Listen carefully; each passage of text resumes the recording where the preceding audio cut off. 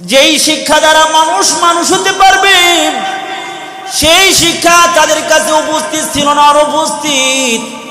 এই জন্য আপন বাবা মেয়েকে জীবন্ত কবর দিয়ে দিত। আমরা জানি দাহিয়াতুল কলবির ঘটনা, আমরা জানি 1 মিনিট, তারপরে আমি শুধু ইঙ্গিত দেয়া দেই।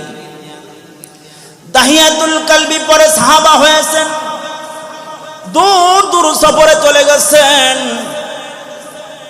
এদিক দিয়ে মা বাচ্চা প্রসব করেছে, দাহিয়াতুল কলবির ওই বাচ্চা প্রসব করেছে, ফুটফুটে সুন্দর কন্যা সন্তান জন্মগ্রহণ করেছে।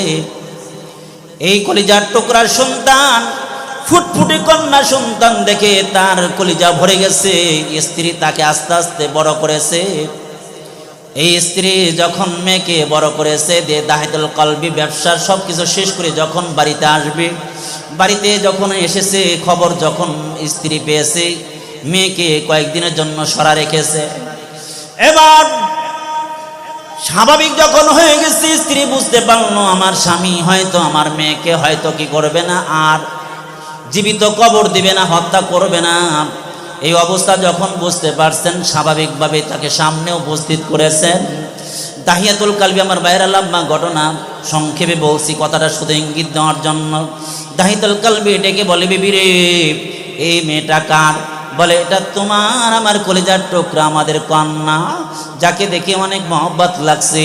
তুমি তো বলে গিয়েছিলা যদি কন্যা হয় তাকে জীবন্ত কবর দিতে, আর ছেলে হইলে বাচ্চা রাখতে।